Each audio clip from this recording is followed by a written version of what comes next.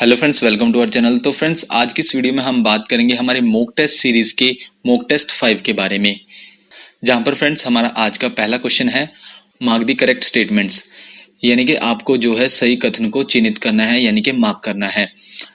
Through teaching we aim to help each child become, यानी कि शिक्षण के माध्यम से हम प्रत्येक बच्चे को डैश बनने में मदद करने का लक्ष्य रखते हैं। सो फ्रेंड्स, आपके ऑप्शन है option A an individual thoughtful creative and imaginative, यानी कि एक व्यक्ति विचारशील, रचनात्मक और कल्पनाशील। Option B a cooperative person, someone who can form positive relationships and work as part of a team, यानी कि एक सहकारी व्यक्ति कोई है जो सकारात्मक संबंध बना सकता है और एक टीम के हिस्से के रूप में काम कर सकता है। नेक्स्ट हमारी स्टेटमेंट है option C a whole person responding to challenges motivated and independent, यानी कि एक संपूर्ण व्यक्ति चुनौतियों का जवाब प्रेरित और स्वतंत्र।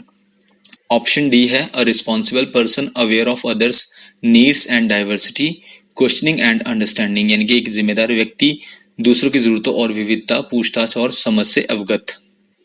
सो फ्रेंड्स, कोड जो आप अपनी स्क्रीन पर देख सकते हैं और आप जो है करेक्ट कोड मेंशन कर सकते हैं इसी वीडियो के नीचे कमेंट कर।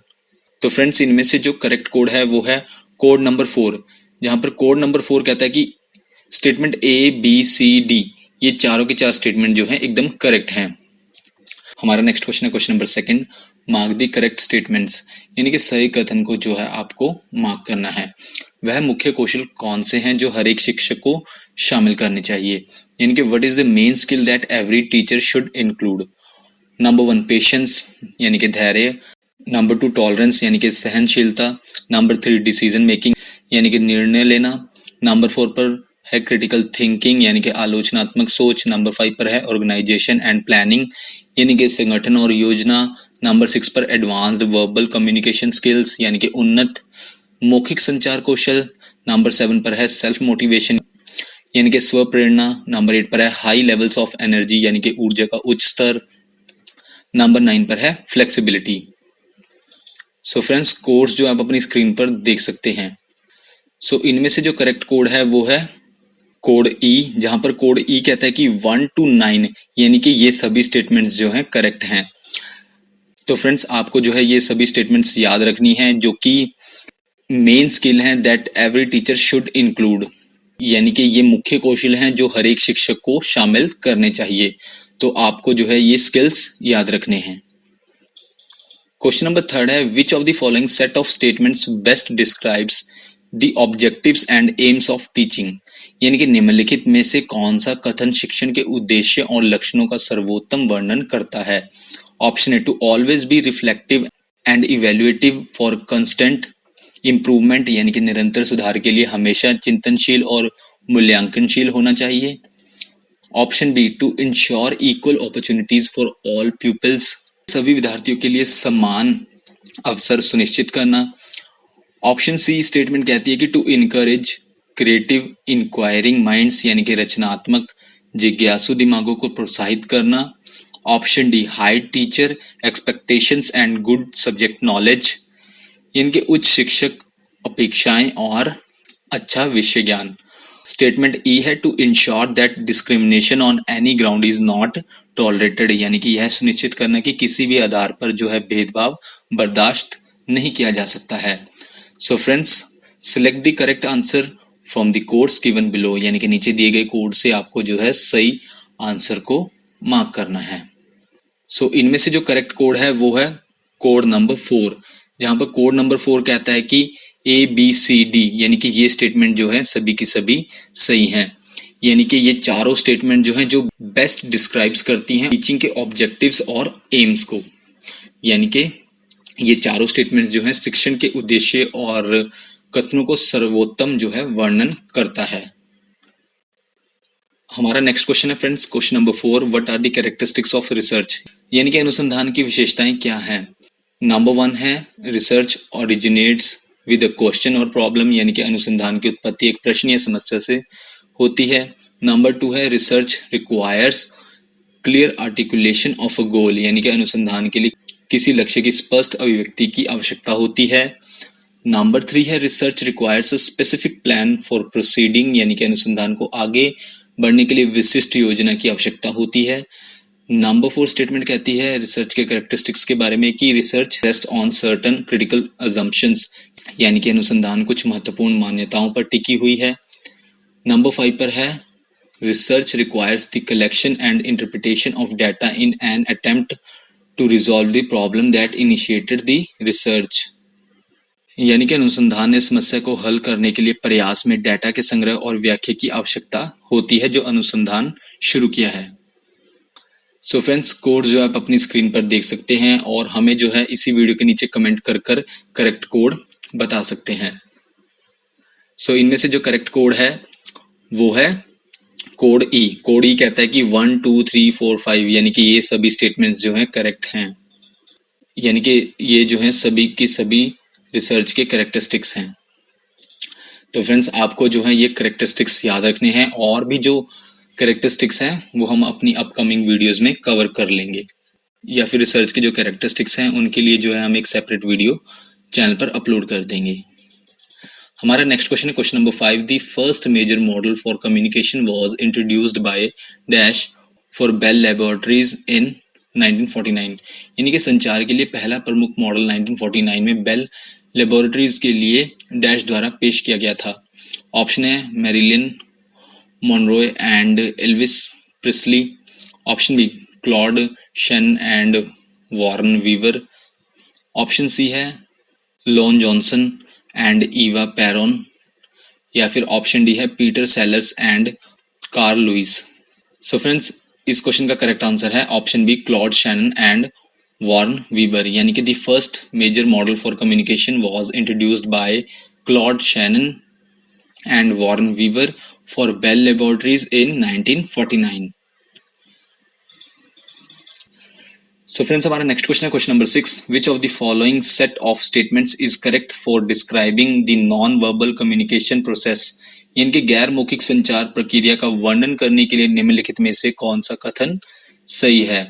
सो फ्रेंड्स, आपके ऑप्शन है option a non verbal communication describes the process of conveying a type of information in the form of non linguistic representations, यानी कि अशाब्दिक संचार गैर भाषाई प्रतिनिधित्व के रूप में एक प्रकार की जानकारी को व्यक्त करने की प्रक्रियाओं का वर्णन करता है।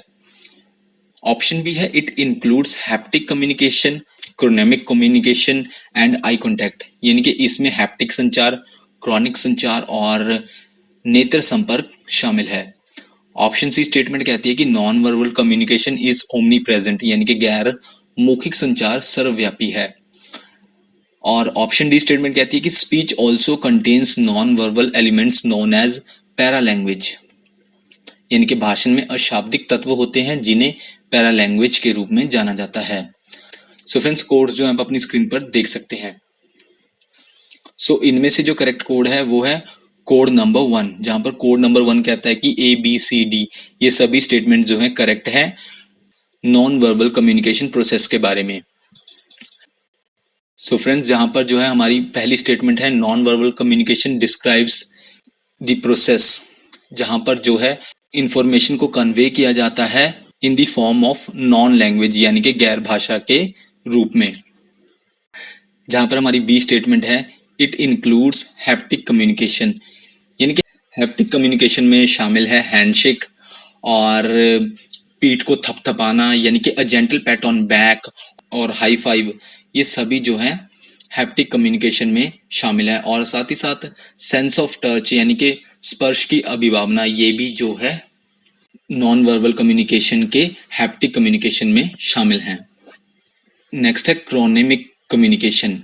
इस कम्युनिकेशन में शामिल है आपकी बॉडी मूवमेंट्स, आपके जेस्चर्स, यानी कि आपके हाव भाव, ये सभी जो है आपके क्रोनेमिक कम्युनिकेशन में शामिल हैं, जो कि आपके नॉन वर्बल होते हैं। और साथ ही साथ आई कॉन्टैक्ट भी जो है आपके नॉन वर्बल कम्युनिकेशन प्रोसेस में शामिल है।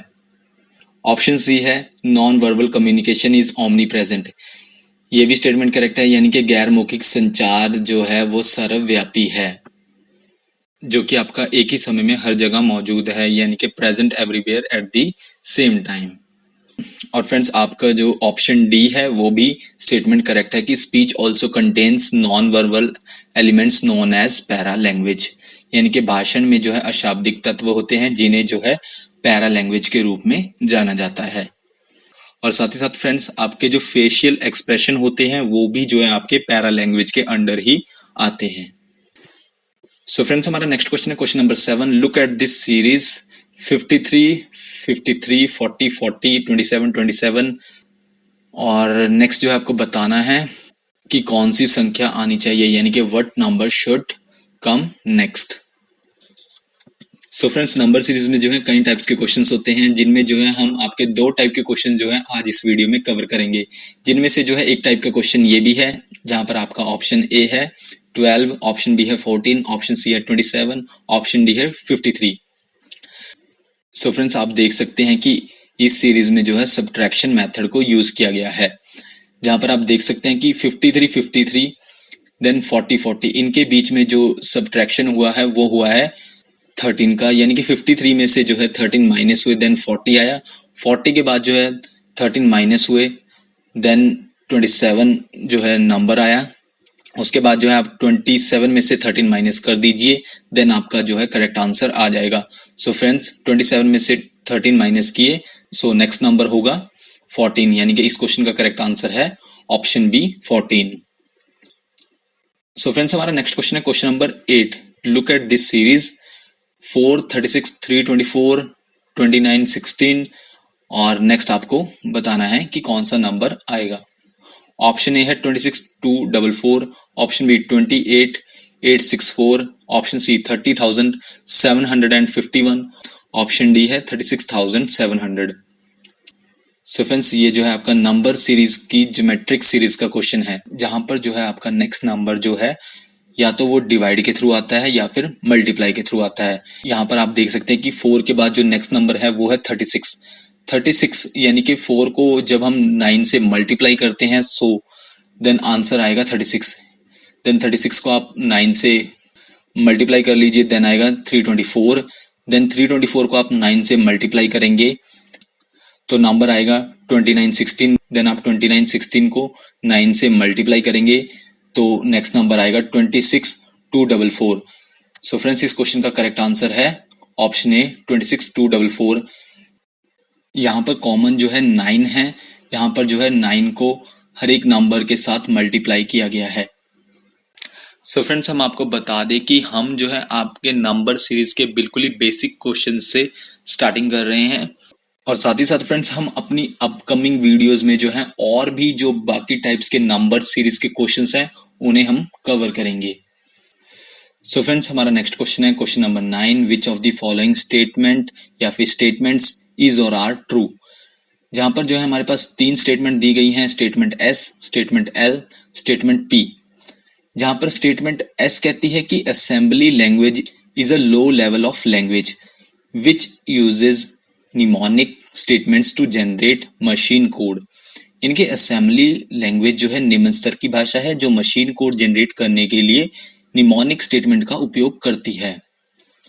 हमारी एल स्टेटमेंट क्या कहती है, VRML is an acronym that stands for virtual reality modelling language. यानी कि VRML एक संक्षिप्त नाम है जो वर्चुअल रियलिटी मॉडलिंग भाषा के लिए है। और साथ ही साथ हमारी जो पी स्टेटमेंट है वो कहती है कि intranet is a private network inside a company or organization that uses the same kinds of software as are found on the public internet but that is only for internal use। यानी कि internet एक company या संगठन के अंदर एक निजी network है जो उसी प्रकार के सॉफ्टवेयर का उपयोग करता है जो सार्वजनिक इंटरनेट पर पाए जाते हैं, लेकिन यह केवल आंतरिक उपयोग के लिए है। सो फ्रेंड्स आपको जो है बताना है कि इनमें से जो है कौन सी स्टेटमेंट ट्रू है।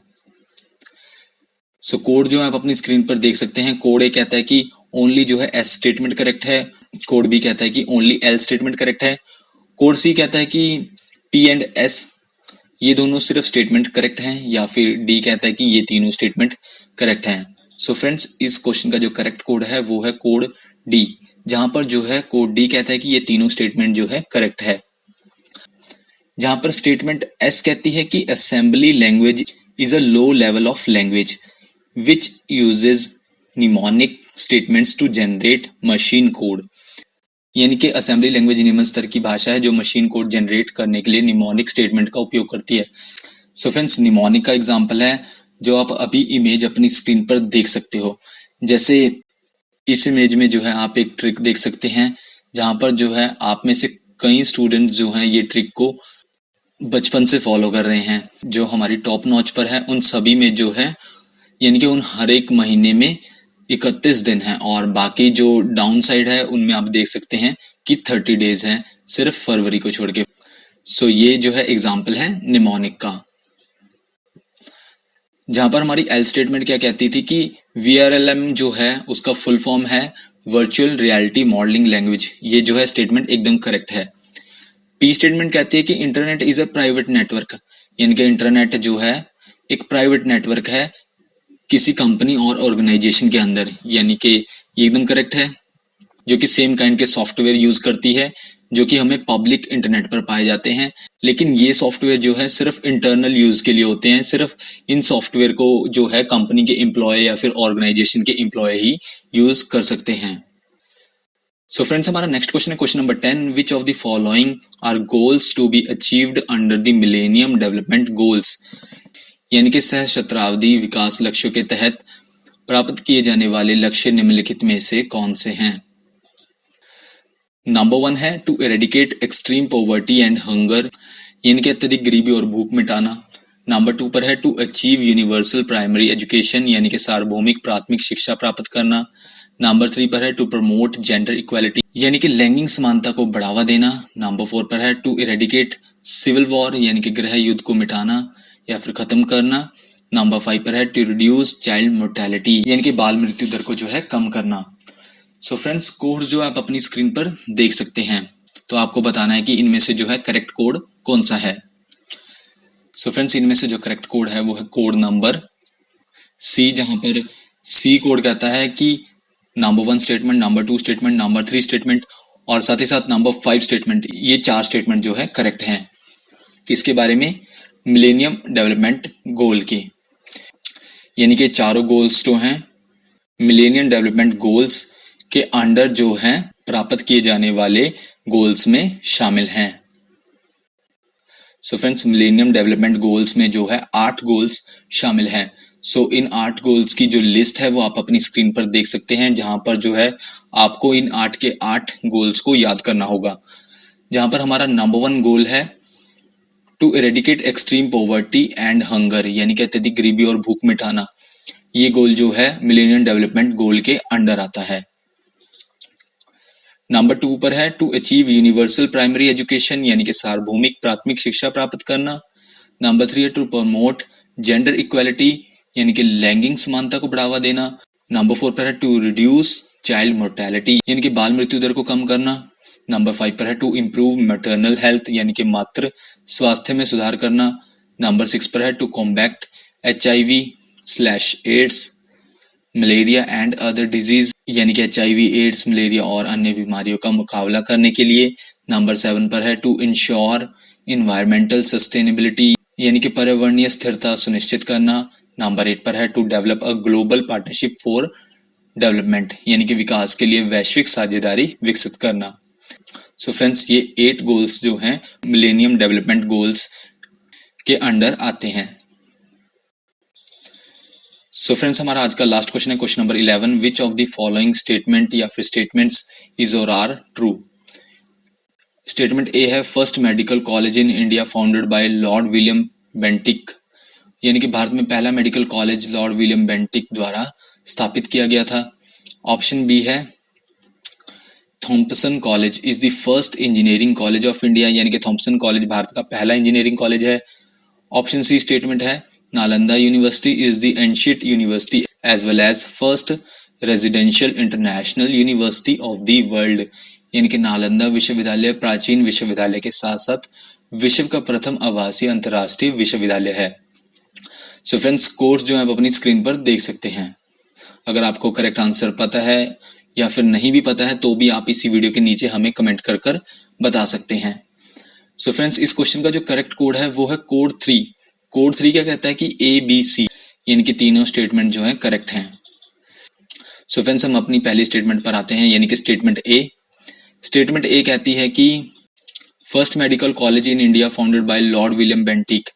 ये जो है करेक्ट स्टेटमेंट है, यानी कि 28 जनवरी 1835 को लॉर्ड विलियम बेंटिक द्वारा जो है मेडिकल कॉलेज बंगाल स्थापित किया गया था, यानी कि इसे जो है पहले मेडिकल कॉलेज बंगाल के नाम से जाना जाता था। साथ ही साथ जो है ये कॉलेज जाना जाता है कलकत्ता मेडिकल कॉलेज के नाम से भी, medical college and hospital Kolkata के नाम से भी। तो इन नामों से जो है ये कॉलेज जाना जाता है। कलकत्ता में नेटिव मेडिकल इंस्टीट्यूशन जो है इस्टेब्लिश किया गया था, जो कि बाद में जो है मेडिकल कॉलेज बंगाल बन गया। स्टेटमेंट बी हमारी क्या कहती है कि Thompson college is the first engineering college of India. जी हाँ, थॉम्पसन कॉलेज जो है भारत का पहला इंजीनियरिंग कॉलेज है, जिसे इस्टेब्लिश किया गया था 1847 में, यानी कि 1847 में। तो सबसे पहले इसका नाम था Thompson college of civil engineering, और आज ये किस नाम से जाना जाता है? ये जाना जाता है Indian institute of technology Roorkee, यानी कि IIT रुड़की, और आप इसे IITR भी कह सकते हैं इन शॉर्ट में।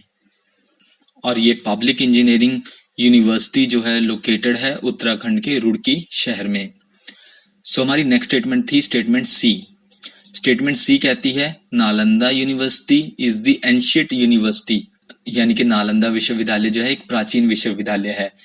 जी हाँ, ये एकदम करेक्ट है। और साथ ही साथ जो है ये विश्व का पहला रेजिडेंशियल इंटरनेशनल यूनिवर्सिटी है, यानी कि प्रथम आवासीय अंतरराष्ट्रीय विश्वविद्यालय है, जो कि 5th सेंचुरी में इस्टेब्लिश किया गया था।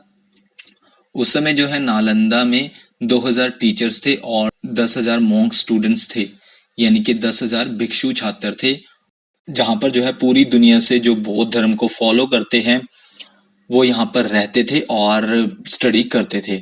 सो फ्रेंड्स, ये थी हमारी आज की वीडियो, जिसमें जो है हमने कुछ MCQs को कवर किया। नेक्स्ट वीडियो जो आपको जल्दी चैनल पर मिल जाएगी। So thank you friends for watching this video. अगर आपको ये वीडियो पसंद आई तो आप वीडियो को लाइक कर सकते हैं, वीडियो को शेयर कर सकते हैं। अगर आपका कोई क्वेश्चन है तो आप इसी वीडियो के नीचे कमेंट कर हमें बता सकते हैं। और साथ ही साथ आप हमारे चैनल को सब्सक्राइब कर लीजिए, और सब्सक्राइब करने के बाद एक बेल आइकन का ऑप्शन आता है, आप उसे भी प्रेस कर लीजिए, ताकि हम नेक्स्ट टाइम कोई भी वीडियो अपलोड करें उसकी नोटिफिकेशन जो है आपको मिल जाए।